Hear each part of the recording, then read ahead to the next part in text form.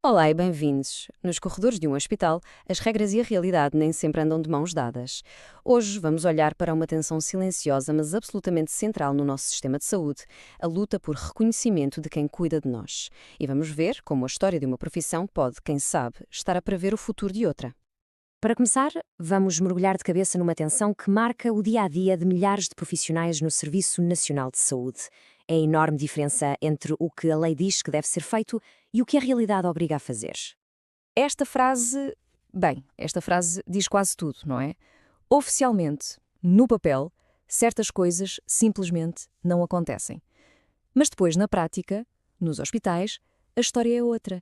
E é exatamente essa diferença que nos interessa perceber. Então, a questão é esta. Para os técnicos auxiliares de saúde, os TAs, a lei é clara. Os cuidados diretos ao doente precisam de ser supervisionados por um profissional licenciado. Mas a realidade, muitas vezes por falta de pessoal, é bem diferente.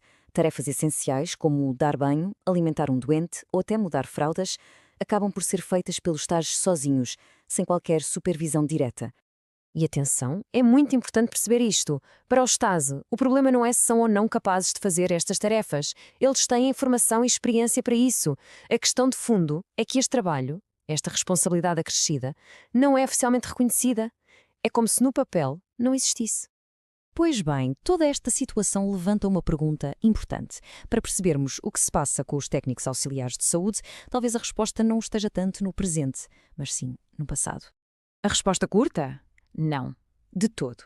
Para entendermos a luta atual dos TAs, vale mesmo a pena recuar no tempo e olhar para o percurso de outra profissão. É que a história da enfermagem em Portugal funciona quase como um espelho. A sua longa luta por profissionalização e por autonomia tem ecos muito claros nos desafios que os TAs enfrentam hoje. Vamos então fazer essa viagem no tempo. Vamos olhar para os momentos-chave que transformaram a enfermagem de uma função mais ou menos informal numa profissão regulada, autónoma e respeitada. O mais interessante nisto tudo é que este processo não aconteceu de repente, foi uma caminhada lenta que demorou mais de um século. Começou com os primeiros cursos em Coimbra, passou pela criação dos primeiros sindicatos para lutar por direitos e culminou num passo gigante em 1998, com a criação da Ordem dos Enfermeiros, que finalmente consolidou o seu estatuto profissional. E esta não foi uma luta fácil. Foi uma batalha em várias frentes. Foi preciso lutar para separar os cuidados de saúde das tarefas domésticas, lutar contra leis inacreditáveis como aquela que proibia às enfermeiras de se casarem, e lutar para ter padrões claros como uma carreira, um horário de trabalho digno e um código de conduta. No fundo, foi uma longa batalha por respeito. E é precisamente ao olhar para esta batalha por respeito que os paralelos com o presente se tornam evidentes. A história parece estar a dar-nos pistas muito claras sobre o que está a acontecer agora. É um facto simples, mas com muito que se lhe diga. Aquela profissão que hoje vemos como autónoma e altamente qualificada, durante muito tempo foi vista apenas como um papel de apoio direto ao médico. E aqui está o ponto de viragem. Muitas daquelas tarefas que antes eram dos enfermeiros são hoje, na realidade, feitas pelos TAs. E atenção, isto não acontece por acaso. É uma evolução natural das funções dentro de uma equipa de saúde, cada vez mais complexa. Esta ideia, vinda de um profissional TAS, é muito poderosa. Põe a questão não como uma luta de poder, mas como uma necessidade do sistema. A medicina evolui, torna-se mais exigente e as funções têm de ser redistribuídas para que cada um se possa focar naquilo que é mais técnico da sua área. É uma evolução. E esta necessidade de evolução é ainda mais urgente por causa da enorme pressão que existe sobre a própria profissão de enfermagem. Reparem neste número. Entre 2009 e 2015, quase 15 mil enfermeiros pediram papéis para sair do país. Esta imigração e o cansaço dos que ficam, claro, que forçam uma mudança na dinâmica do dia-a-dia nos hospitais.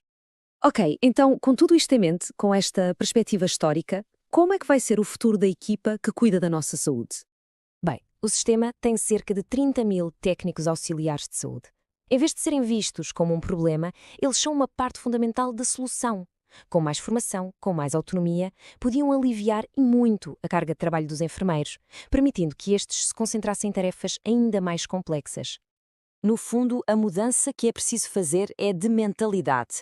É preciso passar de uma visão antiga, onde ainda há quem veja os tais como assistentes ou subordinados, para uma visão nova. Um modelo onde médicos, enfermeiros e TAs trabalham lado a lado como uma equipa integrada, onde o único objetivo é o bem-estar do doente. A viagem dos enfermeiros até ao reconhecimento profissional levou um século. A luta dos técnicos auxiliares de saúde parece, em muitos aspectos, seguir o mesmo caminho. A grande questão é: será que estamos simplesmente a ver a história a repetir-se? Em última análise, a questão que fica é sobre o futuro. Como é que esta equipa vai evoluir? E a resposta não é só sobre carreiras ou leis. A resposta vai definir a qualidade dos cuidados que todos nós, um dia, vamos receber no Serviço Nacional de Saúde. O reconhecimento de hoje é, na verdade, a saúde de amanhã. Obrigado por terem estado desse lado.